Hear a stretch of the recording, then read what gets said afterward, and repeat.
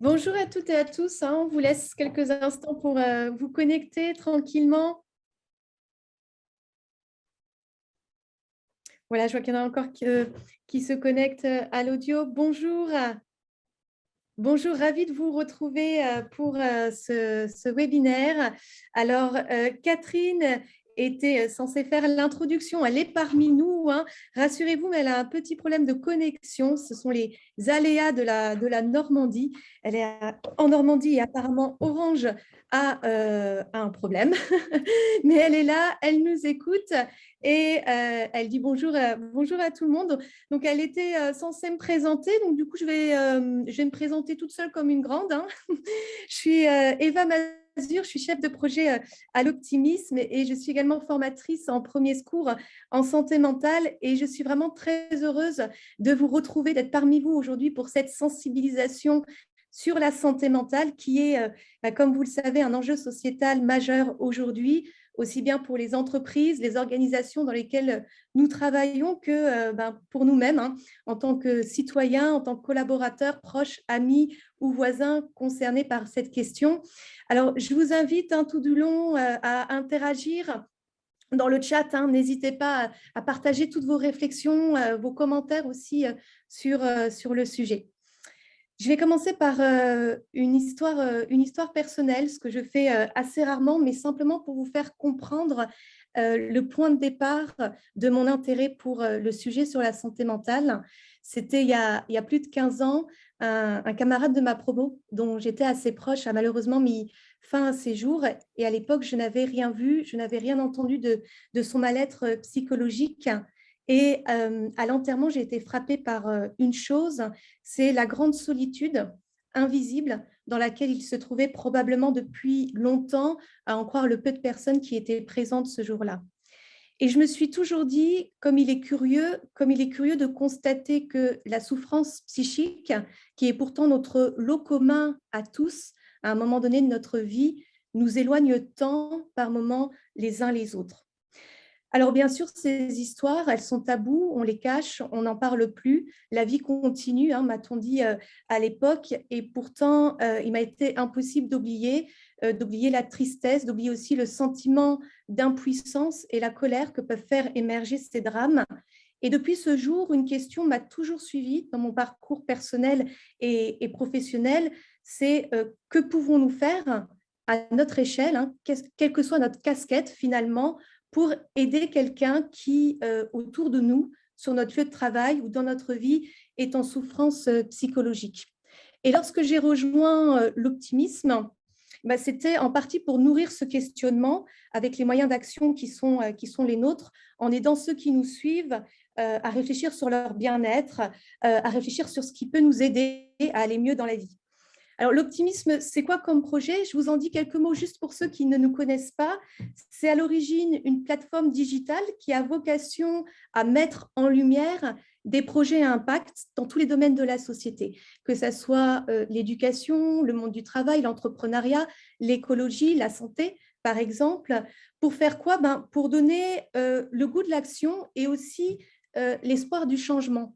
Et force est de constater que cette crise sanitaire, hein, qui nous éprouve tous, l'optimisme en tant que valeur, et quand on parle de santé mentale, c'est loin d'être anecdotique. Et l'optimisme dont on parle depuis plusieurs années, c'est loin d'être la naïveté, hein. Il ne s'agit pas de mettre des lunettes roses et de dire à tout le monde tout va bien. C'est un optimisme réaliste, hein, qui nous tient à cœur, qui, sans mettre le voile sur la réalité parfois difficile, nous donne l'envie d'aller de l'avant et nous donne aussi de parler avec enthousiasme de sujets sérieux comme celui de la santé mentale, parce que l'enthousiasme, c'est peut-être la meilleure façon de les faire évoluer. Et ça peut paraître paradoxal, mais une partie de mon enthousiasme, je le puise dans cette histoire que je viens de vous raconter, parce que j'ai espoir aujourd'hui que la santé mentale devienne effectivement l'affaire de tous, qu'il n'y ait plus de honte à demander l'aide d'un professionnel en cas de besoin, qu'il n'y ait plus de culpabilité non plus à avoir lorsqu'on est confronté à un problème de santé mentale ou à un trouble psychique.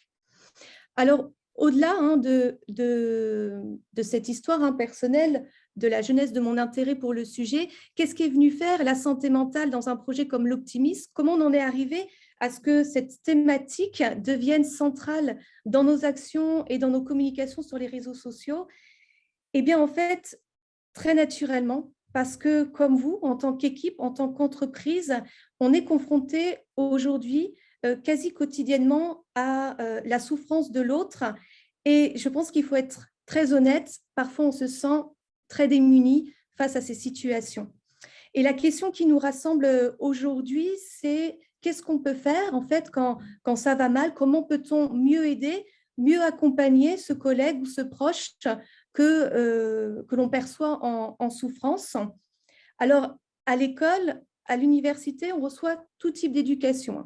On fait de l'éducation physique et sportive, on apprend les maths, le français, l'histoire, la géographie, l'économie, mais à aucun moment, du moins à mon époque, on nous a fait une éducation psychologique pour apprendre à gérer ces situations, pour apprendre aussi à gérer nos émotions. Et particulièrement lors du premier confinement, l'équipe, on a commencé à recevoir des mails de détresse. Alors, ça pouvait être des managers qui se sont sentis pris en étau entre les exigences économiques d'un côté et puis l'urgence d'agir humainement de l'autre. Mais c'était aussi des collaborateurs qui, isolés chez eux en télétravail, ont remis en cause le sens de leur travail. Mais ça pouvait être aussi le père de famille qui nous sollicitait parce que son fils faisait des crises d'angoisse. Et encore récemment, il y a quelques jours, on a reçu un mail d'une de nos lectrices qui nous disait ça fait 6 mois que je suis en arrêt maladie, ça fait 2 ans que ma direction ne voit pas à quel point je vais mal, ma mère est très malade, je ne vois pas le bout du tunnel. Comment rester optimiste? Et quand on reçoit ce genre de mail, on réfléchit en fait à 2 fois avant de répondre pour savoir comment on va construire une réponse qui peut être constructive. Et ça vous est aussi à vous probablement arrivé de recevoir ce type de demande sous une autre forme, mais sans savoir quoi faire exactement, parce que même si aujourd'hui il existe plein de formations sur les RPS, sur la gestion du stress, des émotions, ce qui est une excellente chose, au final, ces situations du quotidien, c'est nous qui les vivons avec notre personnalité qui est propre, notre sensibilité. Et ces situations, elles viennent questionner en permanence notre rôle, notre positionnement, nos limites également. Et quelle que soit la fonction qu'on occupe dans une entreprise, au final, on n'est pas psychologue, on n'est pas médecin, on n'est pas professionnel de santé. Et pour autant, on reste des êtres humains sensibles à la souffrance de nos collègues, de nos clients, de nos équipes. Donc, quel est notre rôle exactement quand on est salarié RH manager? Comment le délimiter? Quelle est notre responsabilité? Que fait-on? Et quand on recueille le témoignage des entreprises, on se rend compte que les réponses, elles ne sont pas uniformes, qu'elles évoluent en permanence en fonction des contextes, des cultures d'entreprise, des individus qui la composent. Et il y a une grande hétérogénéité en fait, des dispositifs et des leviers d'action qui peuvent être mis en place. Alors, de notre côté, à partir de ces événements, on est en train de former toute l'équipe pour être secouriste en santé mentale et on a ressenti ce besoin important d'adresser le sujet pour qu'un maximum de personnes en fait, soient mieux outillées face à la détresse de l'autre. Alors, dans une vie antérieure, en tant que criminologue de formation, j'ai été amenée à travailler plusieurs années en Angleterre avec les femmes victimes de violences domestiques ou condamnées à une peine de prison. Et les questions de santé mentale étaient présentes au quotidien, aussi bien pour le public avec lequel on travaillait que pour l'équipe. Et c'est aussi pour cette raison-là que je me suis saisie du sujet à l'optimisme. Alors évidemment, quand on parle de santé mentale, c'est extrêmement vaste comme sujet, c'est difficile à aborder. Et ce que je vous propose aujourd'hui, c'est au moins un temps pour détabouiser cette thématique, parce que plus il y aura de lieux et d'espaces où nous pourrons en parler librement, et moins nous nous sentirons isolés dans le mal-être qu'on peut tous connaître aujourd'hui. À savoir que dans toute détresse psychologique, il y a toujours une souffrance vis-à-vis du lien, et c'est ce lien-là qu'on essaye de renforcer à travers nos différentes actions. Alors moi, aujourd'hui, je vais vous en parler en 2 temps de santé mentale. Un premier temps, je dirais, de mise en bouche pour au moins délimiter le sujet. C'est quoi la santé mentale? Pourquoi encore un tel tabou? Quelles sont les grandes idées reçues qui entourent le sujet? quels sont les constats qu'on peut faire aujourd'hui pour déjà oser en parler, pour oser poser quelques mots. Santé mentale, maladie mentale, troubles psychiques, souffrance psychologique, ça ne devrait pas être des mots interdits, ça ne devrait pas être des mots qui nous font peur, ça devrait être des mots qui nous rassemblent et à partir desquels on peut réfléchir tous ensemble. Et puis, un deuxième temps où je vais vous donner en fait des clés, cette fois-ci avec une vision plutôt secouriste en santé mentale, autour de cette question, eh bien, qu'est-ce qu'on peut faire concrètement pour aider un collègue, un ami, un proche qui est concerné par un problème de santé mentale, tout en prenant soin de nous-mêmes. Parce que aider l'autre, s'aider soi-même, eh bien c'est deux faces en fait d'une même médaille. Alors bien sûr, vu le temps qui nous est imparti, ce sont que quelques pistes, mais qui, je l'espère, vous feront comprendre à la fin de ce webinaire qu'on peut tous être acteurs, tous faire une petite part, en tout cas, autour de cet enjeu. Alors, avant d'entrer dans le vif du sujet, je vous propose un petit sondage qui va s'afficher sur votre écran. À votre avis, quelle part de la population européenne est impactée au cours de sa vie par un trouble psychique selon l'OMS? Alors, je lance le sondage, je vous laisse quelques instants pour répondre.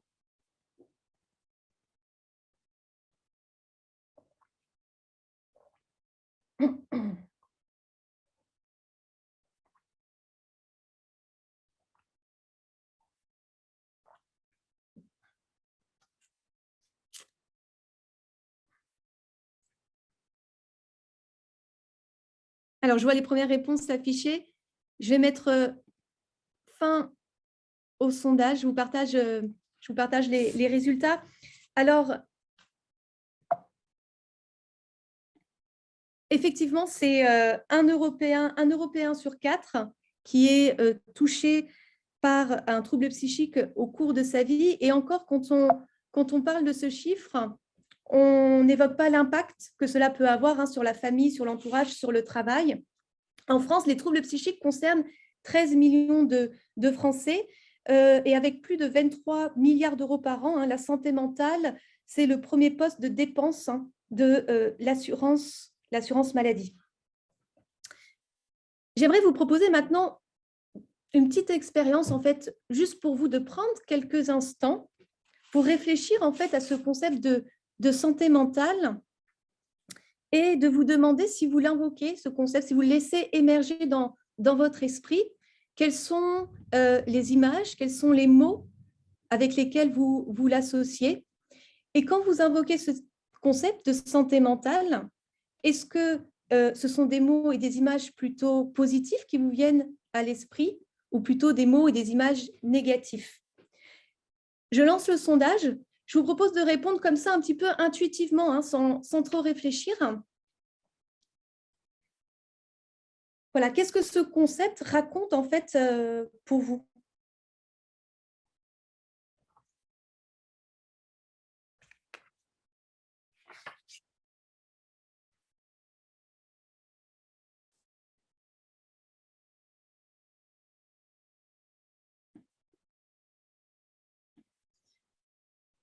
Alors, je vous partage les résultats. Il n'y a aucune analyse à avoir en particulier. C'est vraiment juste pour qu'on y réfléchisse tous ensemble. Mais peut-être juste pour vous, à la fin de cette conférence, posez-vous la question, quelles sont les expériences peut-être que vous avez eues dans la vie, quelles sont les rencontres que vous avez faites, quels sont peut-être les reportages, les documentaires que vous avez pu voir au cours de votre vie et qui ont fait qu'aujourd'hui, vous avez répondu plutôt positif ou plutôt négatif à cette question. Et j'aimerais maintenant vous poser une dernière question sur une affirmation. Selon vous, les personnes atteintes d'un trouble psychique sont plus dangereuses pour les autres. Est-ce que cette affirmation vous paraît vraie, fausse, ou bien vous ne savez pas? Je lance le sondage.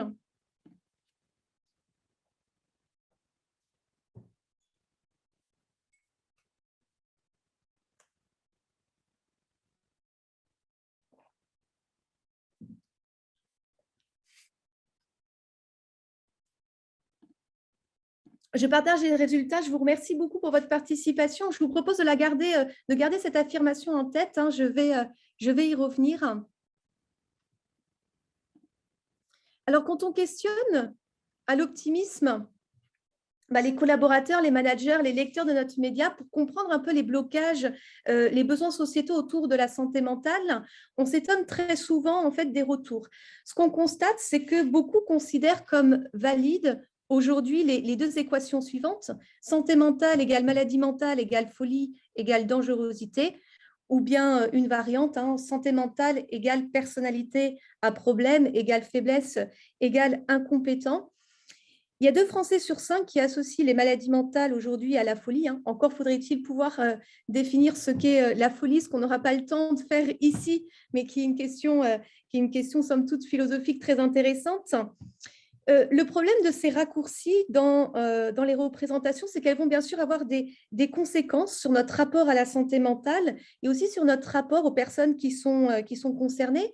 Alors, quel type de conséquences? Eh bien, par exemple, des prises en charge qui vont être plus tardives et qui réduisent en fait les chances de rétablissement. Et ça, c'est un enjeu majeur parce que les études aujourd'hui montrent que plus l'accès aux soins ou à l'aide est tardive et plus il est difficile pour une personne de se rétablir. Autre type de conséquence de ces représentations, eh bien, c'est de la stigmatisation ou bien de l'autostigmatisation. L'autostigmatisation, c'est ce qui revient en fait à internaliser et à associer à soi des stéréotypes négatifs concernant les troubles psychiques. Et puis, autre type de conséquences, par exemple, de l'isolement, de l'exclusion, qui, on le sait, sont toujours des facteurs aggravant la situation et qui peuvent impacter tous les champs de la vie de la personne, hein, que ce soit ses relations, son travail, sa famille, ses loisirs. Et dernier type de conséquences, eh bien, c'est tout simplement la peur d'en parler, de s'ouvrir à l'autre, ce qui paralyse nos interactions, donc une accentuation du tabou. En somme, c'est un peu comme un cercle vicieux dont l'origine se niche en partie, hein, pas seulement, mais dans nos représentations de ce que sont la santé mentale, les troubles psychiques, l'accompagnement, l'aide aussi qui peut être disponible. Et il y a tout un imaginaire qui se met en route dès lors qu'on parle de santé mentale. Et l'idée, c'est pas d'en vouloir en fait à cet imaginaire qui a été aussi imprégné de ce que véhiculent les œuvres cinématographiques et les médias, mais je pense bien plus d'en prendre conscience. Alors, on a posé une question sur notre compte Instagram qui regroupe 230 000 followers. Alors, on n'est pas institut de sondage, mais on essaye de repérer certaines tendances et on a demandé, dans l'histoire du cinéma, à quel film pensez-vous si on vous dit santé mentale? Et les 2 films qui ont été les plus cités parmi nos abonnés, ça a été Vol au-dessus d'un nid de coucou et Shutter Island. Alors, Shutter Island, c'est un thriller qui se passe dans un hôpital psychiatrique isolé sur une île où sont internés de dangereux criminels. Alors, ce sont des fictions, hein, on peut dire que toutes fictions sont inspirées d'un soupçon de réalité, mais on est ici quand même à des années-lumière du véritable vécu des individus, tant du point de vue de ce que sont, hein, les maladies mentales que du point de vue de ce qui existe en termes de soins, d'accompagnement. Alors non, pour rassurer tout le monde ici, lorsqu'on est confronté à une dépression, à un trouble bipolaire, à un trouble schizophrénique, on n'est pas envoyé, hein, sur une île déserte à l'autre bout du monde, hein. Il existe heureusement toute une palette d'interventions possibles. Et côté média, qu'est-ce que va retenir notre cerveau? Eh bien, malheureusement, on parle de santé mentale ou de maladie psychique trop souvent, pratiquement exclusivement, lorsqu'il y a un fait divers dramatique et violent. Alors là, pareil, hein, l'idée, c'est pas d'en vouloir à nos cerveaux reptiliens et limbiques qui aiment ça, hein, réagir à la peur, mais soulignons quand même qu'aujourd'hui, notre vision du monde est largement conditionnée, surtout sur les réseaux sociaux, par des algorithmes qui sont ainsi faits que plus nous cliquons dessus, plus on va nous proposer ce type de contenu et plus on va croire que c'est la réalité. Et beaucoup plus rarement, on va mettre en avant toutes les histoires de rétablissement, hein, d'un trouble psychique qui existe et qui sont bien plus nombreuses que ces faits divers, mais malheureusement moins visibles. Alors, de cet imaginaire, hein, qui agit de manière plus ou moins consciente, il en résulte certains amalgames, comme par exemple l'affirmation que je vous proposais tout à l'heure: les personnes atteintes d'un trouble psychique sont plus dangereuses pour les autres. C'est une idée reçue qui est encore assez présente, hein, dans les mentalités, qui participe à la difficulté qu'on en a d'en parler librement. Pour près de la moitié des Français, les personnes atteintes de maladies mentales peuvent représenter un danger pour les autres. Ça, c'était une enquête qui a été faite par la Fondation fondamentale Clésia Ipsos en 2014. Or, il ressort de toutes les études et des statistiques aujourd'hui de ces dernières années deux grandes conclusions. Les personnes qui sont atteintes d'un trouble psychique sont rarement impliquées dans une violence qui est faite aux tiers. Et deuxième grande conclusion, aujourd'hui, toutes les études convergent pour souligner la survictimation des personnes qui souffrent de troubles, c'est-à-dire qu'elles sont bien plus susceptibles d'être victimes d'un acte violent de la part d'autrui que d'être auteurs d'un acte violent. Mais ce qui est intéressant, je pense, pour nous, c'est de constater en fait que le tabou autour de la santé mentale vient aussi de la peur, en fait, de ce qu'on appelle couramment maladie mentale. C'est la peur de l'inconnu parce qu'on ne sait pas très bien ce que c'est finalement la maladie mentale ou la santé mentale. Une peur qui, au niveau scientifique, n'est pas justifiée, mais qui continue d'exister dans nos discours.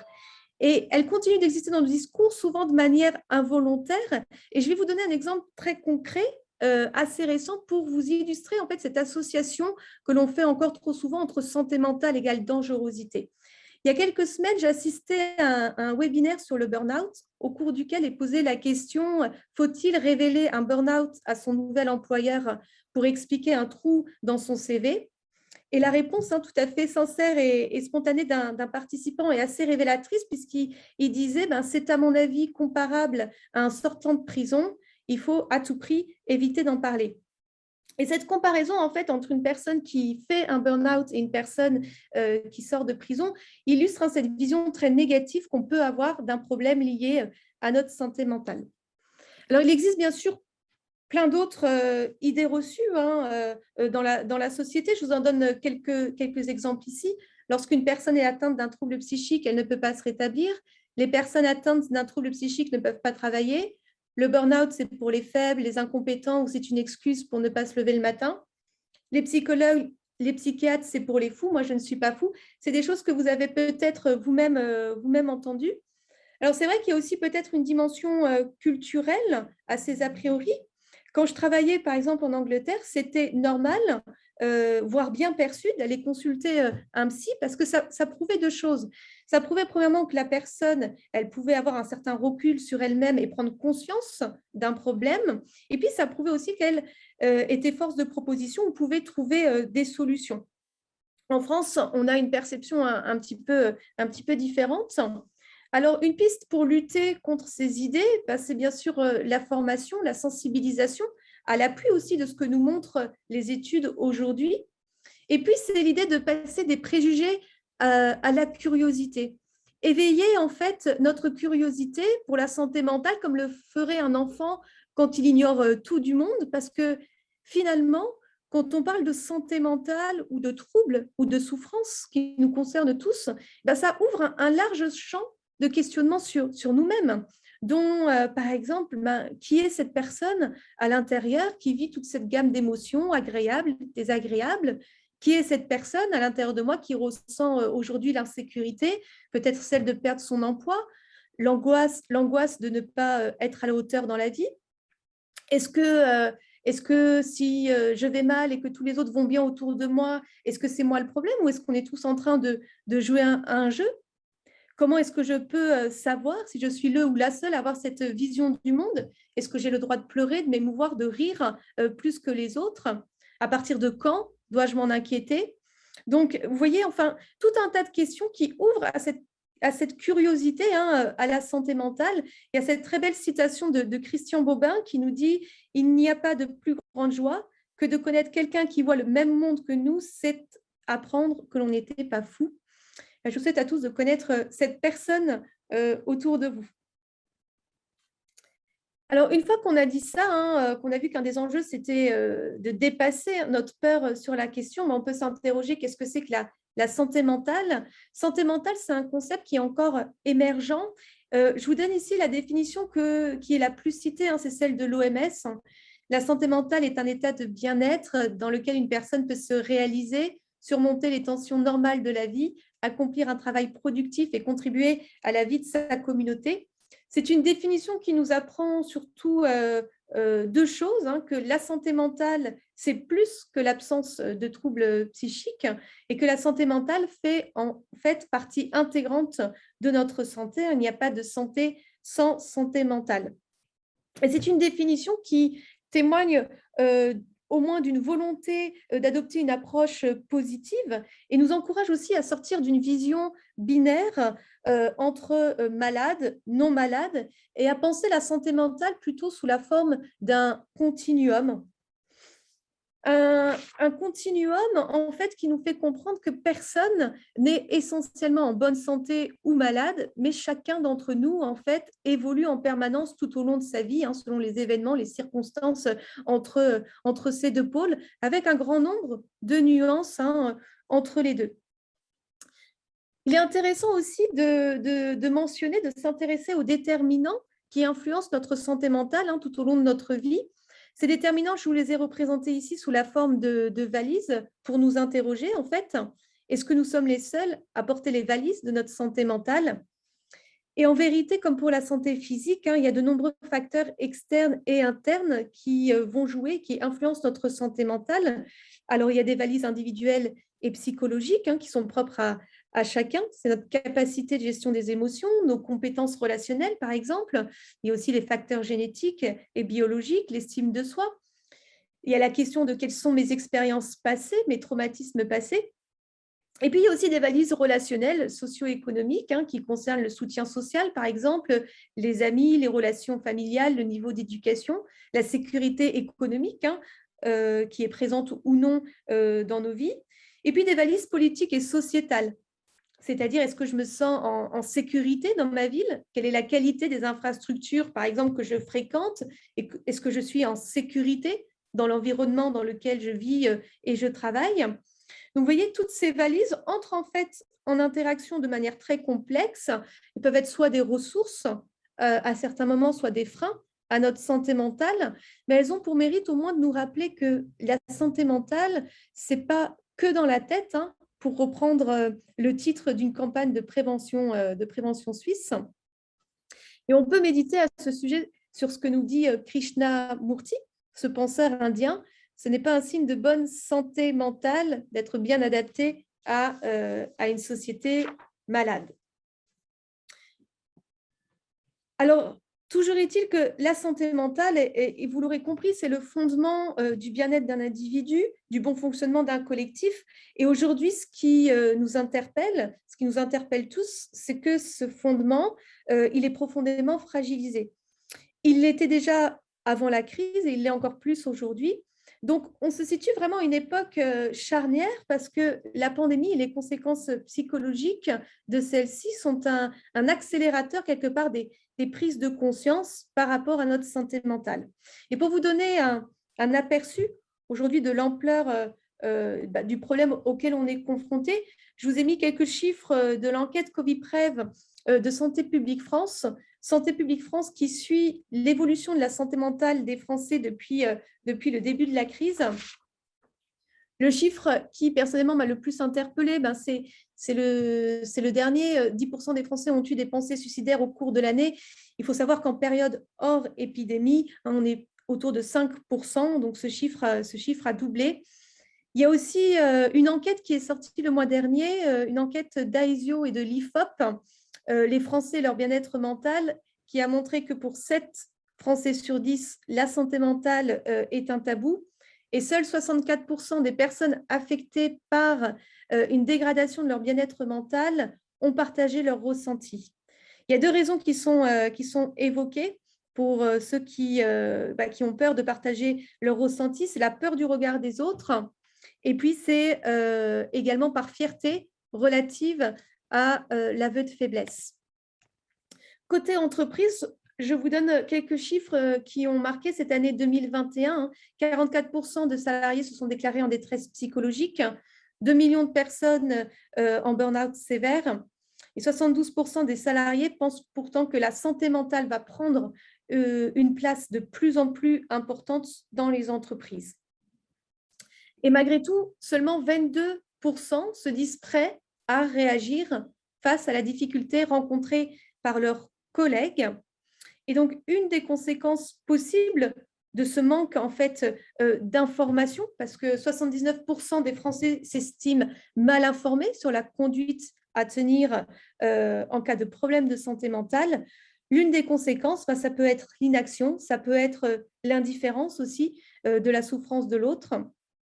Et information rime pourtant avec réaction. Et c'est justement ce que je vous propose de voir maintenant, c'est de vous donner quelques informations sur qu'est-ce qu'on peut faire concrètement lorsqu'on constate autour de nous qu'un collègue ou qu'un proche commence à aller mal.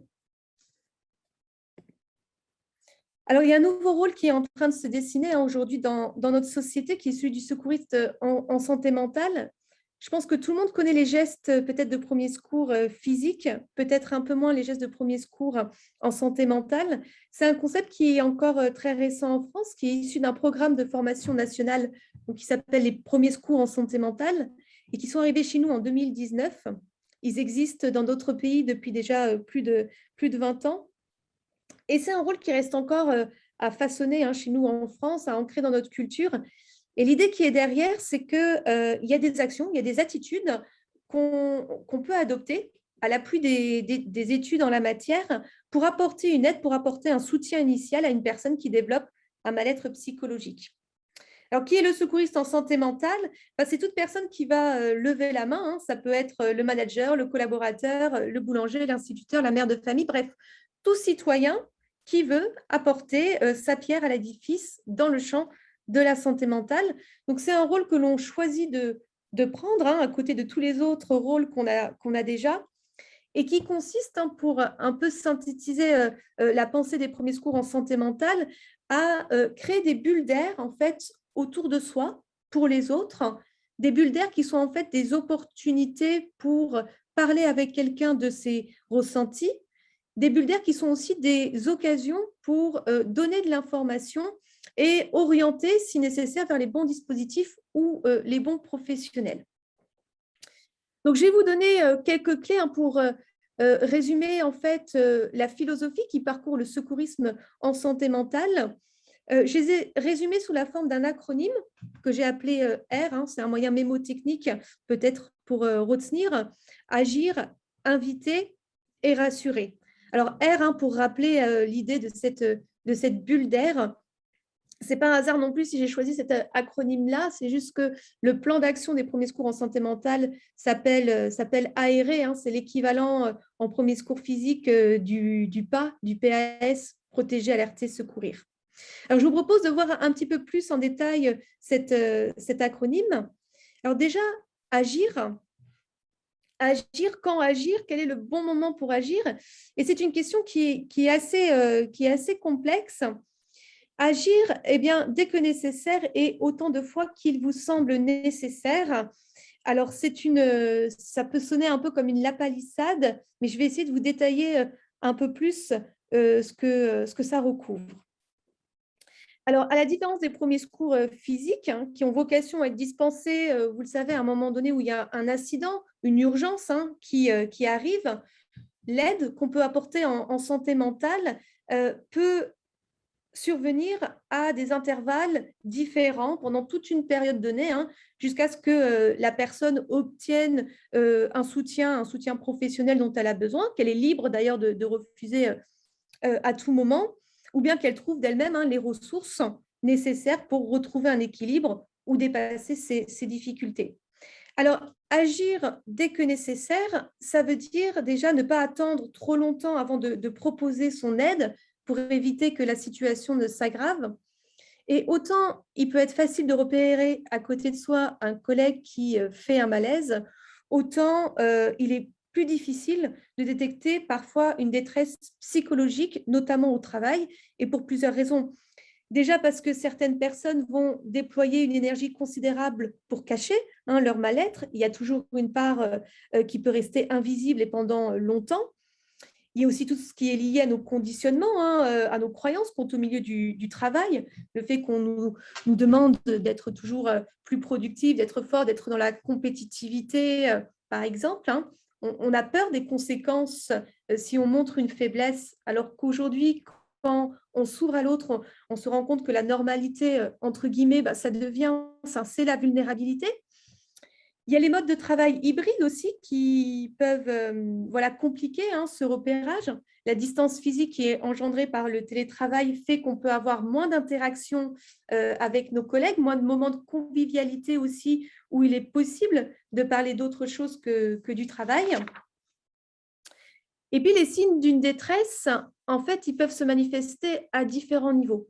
Ils peuvent être comportementaux, émotionnels, physiques, cognitifs. Et c'est souvent une combinaison sous la forme d'un faisceau d'indices qui fait qu'on va commencer à s'inquiéter. De manière générale, ce qui met la puce à l'oreille, c'est un changement que l'on observe, des fois plus ou moins intuitivement d'ailleurs, par rapport à ce qu'on connaît du fonctionnement, des habitudes, de l'humeur de notre collègue. Et pour répondre à cette question, quand faut-il agir? Je vous propose une métaphore somatique pour vous donner quelques points de repère qui peuvent être intéressants. Je vous propose d'imaginer imaginez que demain matin, vous vous réveillez avec un bouton sur le nez. Vous n'allez pas nécessairement appeler tout de suite le SAMU et les urgences. Il y a quand même de grandes chances pour que vous puissiez passer votre journée normalement en dépit de ce fâcheux bouton. Et puis, ce bouton, il va probablement disparaître et vous n'aurez jamais l'explication du pourquoi, du comment il est apparu. Ben, il en va de même avec un moment de stress, de fatigue, d'anxiété, d'irritabilité passager qu'on peut tous vivre, qu'on peut tous connaître. Maintenant, imaginez que ce bouton ne disparaît pas et jour après jour, il commence à grossir de plus en plus, il se démultiplie sur votre visage et ces boutons deviennent tellement douloureux maintenant qu'ils vous empêchent de dormir. Vous commencez à en avoir honte au point, par exemple, d'annuler votre rendez-vous sur Tinder vendredi soir, ou bien vous évitez de prendre la parole lors d'une réunion parce que vous avez peur d'attirer l'attention sur votre visage. Bien là, on peut envisager l'hypothèse selon laquelle ce bouton n'est plus si anodin que ça et qui commence à être un sérieux problème dans votre vie pour lequel il faut intervenir. Mais en matière de santé mentale, on peut faire le parallèle avec n'importe quel signe ou symptôme que vous pouvez observer au regard de trois critères. Le premier critère, c'est de se demander déjà quelle est la durée de ce signe ou de ce symptôme que j'observe. Est-ce qu'il perdure dans le temps? Et depuis combien de temps je l'observe? Le deuxième critère, la deuxième question qu'on peut se poser, c'est quelle est l'intensité de ce signe ou de ce symptôme? Est-ce que ce signe commence à être douloureux au point d'y penser tout le temps et d'être incapable de dormir, par exemple? Et la troisième question intéressante, c'est quel est l'impact de ce signe, de ce symptôme dans la vie sociale, dans la vie professionnelle de la personne? Est-ce qu'il l'empêche de sortir, par exemple, d'aller en réunion, d'être en groupe? Est-ce qu'il provoque un isolement inhabituel? Et ces trois questions-là, elles peuvent vraiment nous aiguiller à avoir une meilleure évaluation en fait du moment auquel il convient de réagir. C'est valable pour ce qu'on observe chez les autres et puis c'est valable pour nous également. Alors, les points clés ici pour ce premier verbe agir, savoir quand agir, c'est complexe. C'est souvent un mélange d'observation aussi et d'intuition, d'intelligence relationnelle et émotionnelle également. Le deuxième point, restons attentifs à des changements qui nous paraissent inhabituels. C'est l'idée d'avoir ce souci de l'autre. Et puis, c'est aider de ces trois points de repère pour savoir s'il faut agir, la durée, l'intensité, l'impact d'un signe qui peut nous alerter. Alors, la deuxième action, inviter. Inviter, maintenant qu'on a réalisé qu'il fallait agir pour aider éventuellement un collègue qui développe un mal-être, qu'est-ce qu'on peut faire? On peut l'inviter à un échange, c'est-à-dire ouvrir un dialogue, être dans l'écoute et proposer cette bulle d'air pour savoir si ce collègue a besoin d'aide et comment on peut l'aider. Et ce point-là, c'est pour beaucoup la chose la plus difficile, c'est-à-dire comment aborder ce sujet avec confiance. Et puis derrière, il y a bien sûr des questions relatives au monde du travail. Il y a la limite du lien hiérarchique. Il y a aussi la limite entre la vie professionnelle et la vie personnelle. Je vous propose quelques pistes de réflexion. Alors déjà, ici, j'ai choisi le mot « inviter », pas par hasard, mais dans le sens « proposition ». Proposition parce qu'il laisse l'option et la liberté finalement aux collègues de refuser notre aide et c'est son choix en fait. Donc lorsqu'on invite, il faut s'attendre aussi à ce qu'il y ait un refus de cette invitation et rien ne nous empêche par la suite de relancer à un autre moment notre invitation, toujours dans cette logique d'agir autant de fois qu'il nous semble nécessaire. Pour initier un tel échange, c'est toujours intéressant de se poser en amont 3 questions. La première question, c'est est-ce que c'est le bon moment pour en parler? Le bon moment, c'est-à-dire est-ce que la personne a du temps devant elle et est-ce que moi-même, j'ai du temps, je dispose d'un temps suffisant pour être dans l'écoute? La deuxième question qu'on peut se poser déjà en amont, c'est la question du lieu. Est-ce que c'est le bon lieu pour avoir cette discussion? Le bon lieu, c'est un lieu qui va respecter la confidentialité, l'intimité de la personne. Et la troisième question qu'on peut se poser en amont, et c'est peut-être la question la plus importante, c'est suis-je la bonne personne pour intervenir à cette occasion? Et c'est quoi être la bonne personne pour intervenir? C'est déjà se sentir en capacité d'avoir cette conversation, d'avoir l'énergie suffisante soi-même. Et si j'estime ne pas être la bonne personne, avoir en tête cette question subsidiaire, à qui d'autre vais-je pouvoir passer le relais? Donc, avant d'avoir une conversation de cette nature qui peut être délicate, il y a déjà ce temps de réflexion et de préparation qui est loin d'être inutile parce qu'il nous permet en fait d'éviter certaines maladresses. On a un de nos adhérents qui nous racontait il y a quelques semaines à quel point il s'est senti mal à l'aise le jour où un collègue a lancé au début de la réunion devant d'autres collègues. Ah bah toi, tu as vraiment une sale mine, est-ce que ça va? C'est vrai que dans ce contexte-là, il y a peu de chances pour que le collègue ait envie de s'ouvrir devant une audience. Donc, ça peut paraître basique et pourtant, réfléchir en amont sur le meilleur moyen d'avoir cette conversation, ce n'est pas du tout une perte de temps. Et ensuite, l'idée pour mener cette conversation, c'est de repartir de ce que vous ressentez et de ce que vous avez observé. Parce que vous ne pouvez pas vous reprocher en fait, de vous inquiéter pour quelqu'un ou pour votre collègue. Et là, une approche envisageable, c'est de provoquer un épi. Alors pareil, c'est un moyen mémotechnique pour retenir l'information. L'idée, ce n'est pas de provoquer un épi dans les cheveux de son collègue, c'est plutôt un épi dans l'interaction au sens imagé. Épi pour exprimer, partager et installer. Exprimer quoi? Exprimer son inquiétude au jeu, donc repartir de soi, exprimer son ressenti. Ici, donc, je m'inquiète pour toi ou je me préoccupe pour toi. Le deuxième point, partager. P pour partager ses observations et être le plus factuel possible pour éviter d'être dans le jugement. Donc, une formulation possible, je suis préoccupée pour toi parce que j'ai remarqué que, par exemple, il y a une semaine, tu es arrivé au travail avec les larmes aux yeux parce que je te vois moins souvent en réunion. Et puis, le I de l'épi pour installer une ouverture, plutôt ici sous la forme de questions que de conseils. Je crois que c'est Socrate qui disait le pire des conseils, c'est celui qu'on ne vous a pas demandé. Donc, une question comme par exemple, est-ce que je peux t'aider? Comment je peux t'aider? Comment aimerais-tu être aidé? Alors, il faut être honnête, il y a des personnes qui ont un sens de l'humain et du relationnel plus développé et pour qui c'est plus facile d'engager ces conversations. Très clairement, nous, dans l'équipe, on a des collègues qui nous disent « mais moi, je suis incapable en fait de gérer ces situations ». On a aussi des collaborateurs qui nous disent qu'ils sont hypersensibles et que s'ils interviennent, ils risquent d'être des éponges émotionnelles. Et c'est là, je pense qu'il est intéressant de s'appuyer en fait sur la force du collectif dans lequel on est, parce que aider et secourir, c'est aussi être capable de reconnaître ses limites et de pouvoir dire à un collègue ou à une personne, écoute, je suis pas en mesure là de t'aider dans ta difficulté. Par contre, ce que je te propose, c'est de te rapprocher de telle ou de telle personne qui, je le sais, sera une oreille attentive. Vous voyez, pour toujours permettre, tout en se préservant, de planter quand même une petite graine et de laisser une porte ouverte. Parce qu'il y a des circonstances où la meilleure façon d'aider, c'est de ne pas intervenir soi, mais de pouvoir passer le relais. Et c'est vrai que c'est là que la métaphore du masque à oxygène peut être intéressante.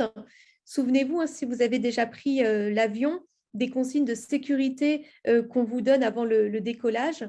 En cas de dépressurisation, il vous est demandé de placer votre masque à oxygène sur vous avant d'aider la personne qui est à vos côtés, même si c'est votre enfant. Pourquoi? Parce qu'il vous faut d'abord être protégé et en sécurité vous-même pour pouvoir apporter une aide concrète et efficace à la personne à côté de vous. Donc voilà, c'est une métaphore qui rappelle une idée toute simple, hein, mais selon laquelle il faut d'abord s'occuper de soi, s'occuper de sa santé mentale avant de s'occuper de celle des autres. Ensuite, on a également des managers, des collaborateurs qui nous disent « mais moi, j'ai trop peur que mon collègue le prenne mal, en fait, si je lui dis qu'il n'a pas l'air d'aller bien ». Alors, effectivement, hein, si vous êtes ce collègue de la réunion qui pointe devant tout le monde la mauvaise mine de quelqu'un, ça risque d'être contre-productif. Mais maintenant, si vous y mettez le cadre, si vous réfléchissez à votre approche en amont, si vous faites un épi, vous avez beaucoup plus de chances pour que la personne soit réceptive et à l'écoute. Et puis, souvenez-vous, vous n'intervenez pas parce que vous avez envie d'être intrusif, vous intervenez sur la base de faits, sur la base d'un changement inhabituel que vous avez pu observer, et votre intention de base, elle est juste, elle est légitime. Un autre point essentiel dans le secourisme, c'est qu'on apprend en formation que la sincérité, de manière générale, sera toujours plus importante que de trouver les bons mots. Et un dernier élément, peut-être pour vous donner cette confiance aussi d'initier, d'inviter à un dialogue, à un échange, c'est qu'aujourd'hui, les études ont montré que les personnes sont plus à même d'accepter une aide lorsque celle-ci leur est proposée par une personne qu'elles connaissent, que ce soit un proche ou un collègue. Donc, voilà pour inviter peut-être quelques points clés à mémoriser. Inviter, c'est proposer, accepter un éventuel refus, avec toujours la possibilité de relancer l'invitation à un autre moment. Deuxième point clé, se préparer à l'échange, le moment, le lieu. Suis-je la bonne personne? Autrement dit, est-ce que j'ai bien mon masque à oxygène avant d'intervenir? Et si je n'ai pas mon masque à oxygène, qui d'autre dans l'entourage le porte et peut intervenir? La technique de l'épi pour instaurer aussi un cadre à l'échange, l'épi qui se termine par une question ouverte, et puis la sincérité avant les mots. Alors, troisième idée de cet acronyme R, rassurer. Comment rassurer une personne? Bien, ici, rassurer avec de l'information sur l'aide disponible. Le secouriste ne sera jamais un thérapeute. Ce n'est pas à lui de trouver des solutions à la souffrance et encore moins de la soigner. C'est l'idée d'être un relais qui écoute sans jugement et qui est capable de donner de l'information. Donner de l'information, c'est peut-être une des meilleures façons de rassurer une personne pour lui signaler que déjà de l'aide existe et que sa situation peut s'améliorer. Et c'est souvent plus utile que des injonctions que vous avez probablement entendues, telles que « bouge-toi un petit peu »,« il y a pire que toi »,« souris et ça ira mieux », qui ne fonctionnent pas et qui ne prennent pas en compte le vécu en fait, de la personne. Alors, quel type d'informations on peut donner? En vérité, elles sont très nombreuses. Il y a déjà évidemment tout ce qui peut exister en interne à l'entreprise et il arrive que des collaborateurs ne soient pas au courant des services qui sont déjà mis en place dans l'entreprise. Donc déjà, les renseigner sur comment contacter la médecine du travail, s'il y a la présence éventuelle d'un psychologue, s'il y a des cellules d'écoute. Donc voilà, déjà rappeler tout ce qui peut exister dans l'entreprise autour de son collègue. Et à côté de ça, il y a tout ce qui est extérieur au monde de l'entreprise dans le champ de la santé mentale. Il y a évidemment les professionnels de santé dans le privé, les psychiatres qui sont des médecins comme les autres. On n'hésite pas à aller voir un ophtalmologue quand on a la vue qui baisse, alors pourquoi pas un psychiatre quand on a une humeur ou des émotions qui nous font souffrir. Il y a évidemment les psychologues qui ont reçu une formation de niveau master à l'université. Et puis les médecins généralistes qui ont aussi un rôle de réorientation. Et on ne le sait peut-être pas assez, mais les médecins généralistes, certains d'entre eux sont également formés à des psychothérapies et en proposent. Et vous savez, la psychiatrie, la psychologie a énormément évolué. Il existe aujourd'hui environ 400 thérapies, dont des thérapies brèves qui ne durent que quelques semaines. Il y a à côté de ces professionnels tout ce qui peut exister aussi dans le public. Et en France, théoriquement, il n'y a aucun citoyen qui est supposé se retrouver sans aide psychologique, quel que soit son niveau de revenu. Alors, j'ai mentionné les CMP, les centres médico-psychologiques, qui permettent à chacun d'avoir des consultations gratuites. Pour tout ce qui est addiction, également gratuit et ouvert à tous, il y a les XAPA, qui sont les centres de soins, d'accompagnement et de prévention en addictologie. Et puis, il y a aussi le tissu associatif. Il y a les associations de familles et de proches aidants, comme l'UNAFAM, qui propose des formations gratuites à l'égard des familles. Et puis, des associations de père aidance qui se développent de plus en plus. La père aidance, c'est quoi? Ce sont des personnes qui sont elles-mêmes passées par un problème de santé mentale ou des troubles psychiques et qui aident d'autres personnes qui traverseraient des difficultés similaires. Il y a en France pas mal de lignes d'écoute nationales qui sont gratuites et anonymes. Il y a par exemple drogue, alcool, info service. Pour les jeunes, il y a Fil Santé, Santé Jeune.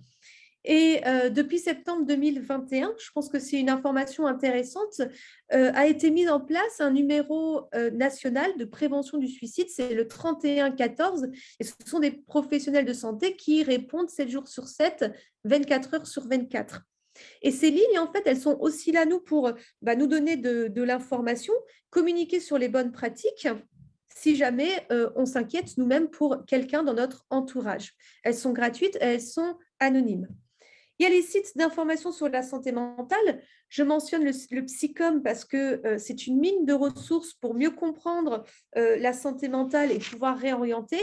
Et puis, il y a aussi des sites d'auto-guide ou d'auto-soins qui donnent des outils pour le grand public pour développer en autonomie des stratégies quand on est confronté à un problème de santé mentale, comme par exemple le site de TCC Montréal. L'idée ici, c'est toujours de pouvoir planter une petite graine qui va en planter une autre, qui va en planter une autre pour travailler en réseau. Alors, c'est ici qu'un petit aperçu de l'information qu'on peut donner à une personne, mais qui nous fait prendre conscience de la nécessité, en fait, de travailler avec ce qui existe autour de nous, parce que travailler en réseau, ça nous permet d'une part d'entrer dans une logique de co-responsabilité et de nous alléger aussi du poids de la souffrance de l'autre, parce qu'aucun d'entre nous n'a à porter seul finalement la souffrance de quelqu'un.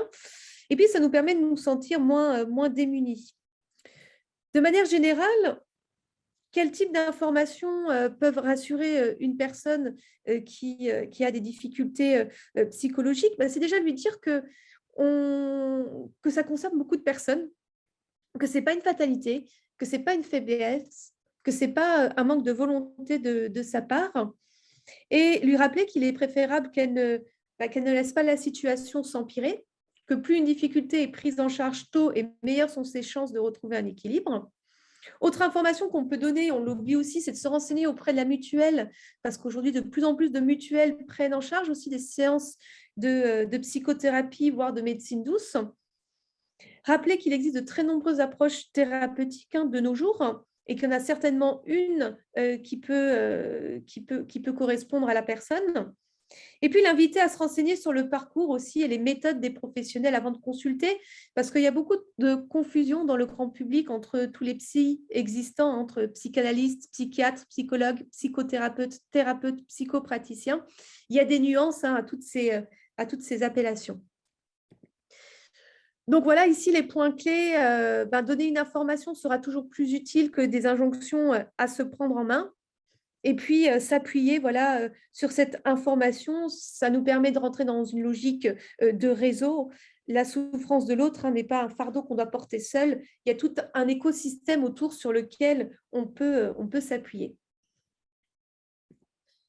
Alors, bien sûr, c'est toujours plus facile d'entrer dans cette démarche d'entraide collective au travail si l'entreprise est santé mentale friendly, hein, c'est-à-dire si elle joue le rôle aussi et intègre dans leur culture la santé mentale comme une valeur fondamentale à respecter. Je vous invite, j'espère qu'on a encore 5 minutes peut-être pour échanger, mais juste en conclusion, voilà une image pour souligner cette idée, hein, on peut tous être la porte d'entrée de quelqu'un d'autre pour préserver notre santé mentale. Voilà, alors essayons de faire en sorte à notre échelle de toujours donner une petite ouverture. En France, c'est une personne qui se suicide toutes les heures, hein, ça représente 10 000 personnes chaque année. Et si on arrive à créer davantage de bulles d'air autour de nous, on pourra sûrement faire la différence. Alors, on a créé un slogan à l'optimisme, hein, santé mentale, c'est l'ignorance qui fait mal. Peut-être que vous aurez envie de remplacer ce mot ignorance par un autre mot. J'espère en tout cas que cette intervention vous aura donné l'envie déjà d'en apprendre toujours plus sur ce sujet, hein, la santé mentale, un sujet qui parle de nous tous en fait.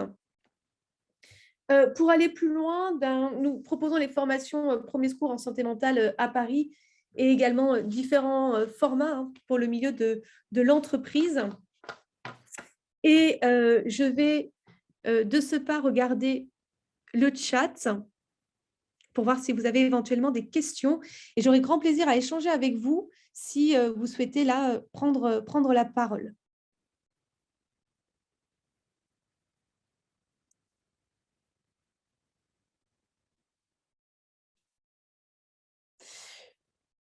Peut-être nous dire ce qui est mis en place dans vos entreprises sur la santé mentale, peut-être les bonnes pratiques.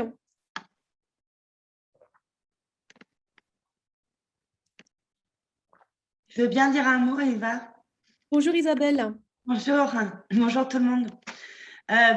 Concrètement, ce qui est mis en place dans mon entreprise, c'est qu'on a conscience des difficultés que peuvent rencontrer certains salariés à tout niveau. Mais concrètement, il n'y a rien de mis en place. C'est en fait beaucoup de choses dans l'entreprise où je travaille, beaucoup de choses passent par moi. Ça s'est fait comme ça. Les gens viennent me parler, me dire qu'un tel va pas bien, ou c'est la direction qui va me dire Isa, on a des difficultés avec telle personne dans son poste, ou elle est pas bien dans ceci, et on va en discuter, ça va se passer comme ça, mais il n'y a rien de formalisé. Et d'ailleurs, par rapport aux dates de formation que tu as données, Eva, l'année dernière, juste avant l'été, j'avais prévu de faire la formation. Il y en avait une dans le nord, pas très loin, là où je suis. Et puis finalement, ça s'est enchaîné. Je m'étais dit, je ferais ça à la rentrée. Comme depuis, j'avais eu la jambe dans le plâtre, ça avait été compliqué. Mais s'il y a des choses à Paris, ça va être comment ça va se passer? C'est une formation qui sera dispensée avec vous? Comment ça va se passer, Eva? Une formation de 2 jours qui dure 14 heures. On la dispense à Desquio, à Paris 17e. Paris D'accord. 17e. Donc là, on a 3 dates de prévues, janvier, mars et juin, je Et crois. il y a les infos sur le site de l'Optimisme? Oui, oui, oui. Et on peut D'accord. vous donner. Alors peut-être qu'Alison peut vous mettre le lien. Super. Et du coup, pardon, pour revenir à ta question, donc voilà, en fait, quand tu parles de sujets tabous, c'est pas que ce soit tabou, mais enfin bon, c'est pas écrit dans les textes, donc c'est un peu au feeling, quoi. On sait que ça existe, on sait qu'il faut s'en occuper, mais c'est du bricolage. Oui, Je c'est sais beaucoup pas le si retour. c'est partout comme ça, sûrement que non, Moi, je mais peux témoigner aussi peut-être de ce qu'on met en place, nous. Moi, je suis en Suisse, donc il y a un autre cadre légal. Donc, on a déjà un mécanisme de personne de confiance et on en a mis et en interne et en externe pour ouvrir le champ des possibles. Donc, ils ont un mandat bien particulier, mais ça aide bien et garantissent l'anonymat. Et on fait beaucoup de prévention sur le harcèlement psychologique et sexuel. Avec des ateliers et on introduit avec des risques psychosociaux, qu'est-ce que c'est? Et on essaye vraiment de libérer la parole parole, d'ouvrir. On est plus de 250, hein, donc c'est pas évident, mais on essaie que tout le monde passe en atelier en leur disant qu'ils ont le droit de ressentir ce qu'ils ressentent. On donne des définitions, on donne des mots. On leur explique quoi faire s'ils ne se sentent pas bien et de ne pas surtout attendre. Et on leur dit aussi quelle est notre responsabilité en tant qu'employeur responsable. On a fait, donc surtout avec le Covid, pas mal d'ateliers sur prévention burn-out, sur le How Are You campaign, enfin pas mal de choses pour sensibiliser les gens. De là à dire qu'il y a des résultats, ça c'est difficile à dire. Et là, on va lancer un assessment, une évaluation, puisqu'on voudrait vraiment définir, mais finalement, c'est quoi le niveau idéal optimal? Est-ce qu'on a tous les indicateurs? Parce que c'est bien beau de faire des ateliers, des politiques, mais est-ce qu'on a les résultats? Est-ce que les gens vraiment se sentent bien? On ne sait pas répondre à ça. Bon, moi, je suis au comité de direction, donc on veut aller sur le terrain, donc on va prendre une spécialiste en fait qui va nous aider à faire un état des lieux et à vraiment définir tout ça, parce que je pense qu'il y a quand même pas mal de travail encore à faire de tout ce qui a été dit par Eva. Moi, j'ai noté beaucoup d'informations. Et je pense que les messages, la manière dont ont été délivrés, et puis les questions clés des personnes de dire oui, mais c'est la vie privée, c'est ça qui est toujours difficile. Et c'était la question, quelle est la part entre la sphère privée et la sphère professionnelle? Tout est intégré en fait finalement, et où la responsabilité, comment s'arrête? C'est peut-être pas comme ça qu'il faudrait poser la question finalement, mais il y a beaucoup de questions et encore des réponses à donner. Voilà. Et du coup, Sophie, pardon, j'ai une question. Est-ce que la direction a fait passer, je veux dire, comment ça a été fait? Est-ce qu'un jour, vous avez fait passer une note d'information aux salariés pour dire si certaines personnes rencontrent des problèmes, voilà, sachez que vous pouvez vous adresser aux personnes de confiance qui sont monsieur un tel, madame un tel. C'est comme ça que ça s'est fait? C'est carrément, il y a plusieurs niveaux, on est allé leur parler. Donc là, c'est beaucoup des ateliers Zoom, etc. Et en plus, on a des bureaux à l'étranger, donc on les a tous inclus. Et quand on était encore en présentiel, on va vraiment devant eux et je demande à mon directeur de venir et de faire l'introduction. Il porte ça, il leur réexplique. Donc, on dit toujours le ton au plus haut niveau. Donc, en tout cas, c'est mentionné. Ensuite, on veut sensibiliser les managers aussi, donc on les forme. Mais oui. Et puis, en note d'information, oui, il y a dû y avoir des courriels au départ. On a une politique qu'on a carrément mis en place avec une procédure, mais ça, c'est très déshumanisé. Mais au moins, ça offre le cadre pour dire on prend nos responsabilités et on communique sur les personnes les personnes de confiance. Oui, tout à fait. Merci pour ce témoignage. C'est dommage que Christophe ne soit pas là, qui pourrait aussi témoigner sur la mise en place d'un réseau de bienveilleurs. Voilà, c'est des collaborateurs. Ça se fait toujours sur un peu une initiative comme ça, volontaire, où des gens lèvent la main en entreprise et se disent on va essayer de faire mieux, de changer les choses. Est-ce que vous avez des questions en particulier ou peut-être des retours, des témoignages que vous souhaitez apporter par rapport au sujet qui a été traité aujourd'hui?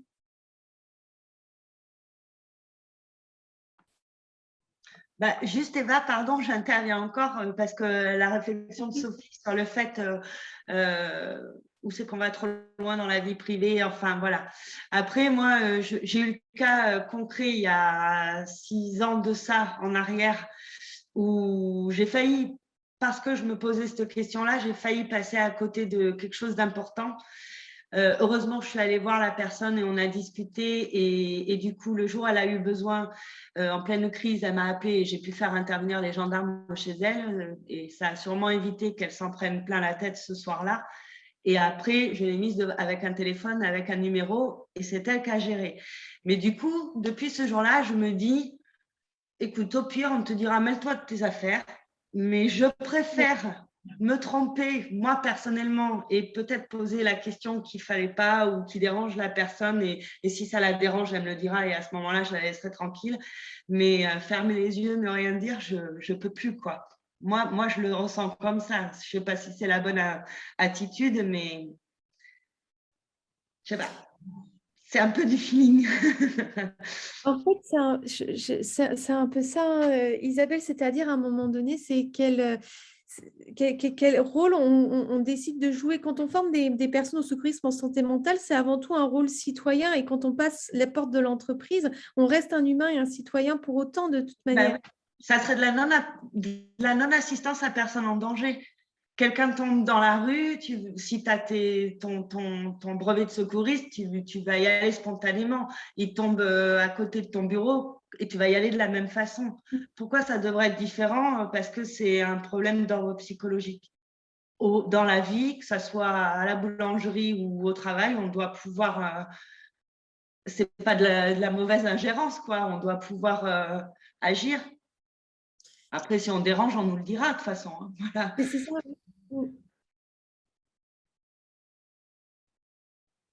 Voilà. Moi, je veux bien partager mon expérience s'il y a encore un peu de temps. Oui. Alors, moi, ça fait un petit bout de temps que j'essaye d'en parler au RH de mon entreprise et j'ai eu un refus total de parler de santé mentale. Risques psychosociaux, oui, et on m'a répondu, il y a des procédures. Donc, il y a un médecin du travail, il y a un psy, on a communiqué là-dessus et ça devrait suffire. Ce que j'ai trouvé un peu étonnant. Et j'ai fait un sondage auprès d'autres RH dans d'autres entreprises et j'ai eu des réponses qui étaient aussi du style ça va rajouter une charge aux salariés, ça rajoute une obligation dans leur fiche de poste, ça va les rendre responsables de leurs collègues. Et j'ai vraiment été étonnée d'entendre ça, parce qu'un peu comme le disait Isabelle, pour moi, c'est aussi de la bienveillance humaine, en fait. Pas tant d'être salarié, mais voilà, de prendre soin des autres. Et moi, je suis dans une entreprise où la prévention, elle n'est pas du tout mise en avant. Et le RH m'a dit, on verra quand il y aura un problème, en gros. Tant que personne ne se manifeste, on ne fait rien. Et je ne sais plus quoi faire aujourd'hui. Moi, j'ai envie de faire la formation sur la santé mentale, tout ça, mais j'ai bien l'impression dans l'entreprise, on ne veut absolument pas en parler, même pas faire une campagne. J'avais proposé de faire de la prévention, un email, des affiches, quelque chose. Et là aussi, on m'a dit, ça va alerter les salariés, en fait, et ça va les inquiéter. Ils vont penser qu'il y a des problèmes dans l'entreprise. Donc, si vous avez des recettes ou quelque chose pour... Enfin, je ne sais pas, j'ai essayé le côté financier, ce que ça leur coûtait, les arrêts maladie, mais bon, je n'ai pas envie de rentrer là-dedans. En fait. C'est sur toutes ces thématiques-là qu'on réfléchit, c'est-à-dire comment on convainc une direction qui n'est pas convaincue du tout par le sujet, alors que c'est un sujet, ça va être un sujet essentiel. Et en fait, pardon, je m'entends en écho.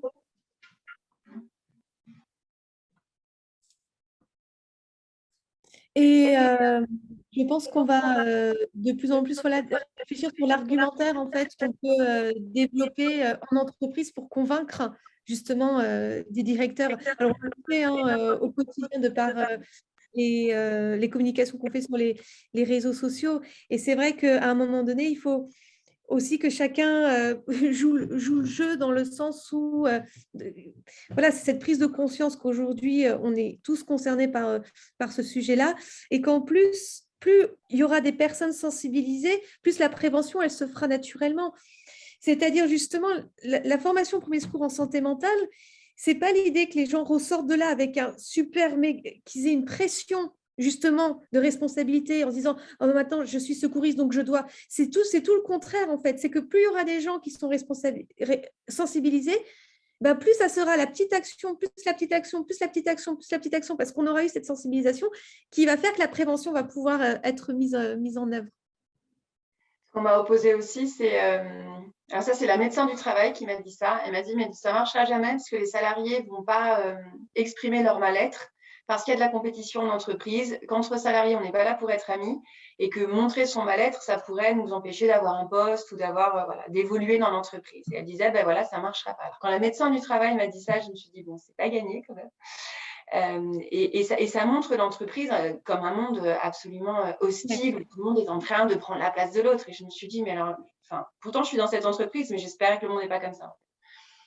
Que ce n'est pas ça qu'on veut mettre en avant et que simplement demander à son collègue comment il va et écouter la réponse et être présent pour lui parler, ça peut déjà changer quelque chose. Et je suis d'accord avec Eva, on n'est pas là pour être des super psy, on n'est pas là pour ça. De la même manière que quand quelqu'un fait un malaise, on appelle les pompiers. Hein. C'est la même Exactement. chose. Exactement.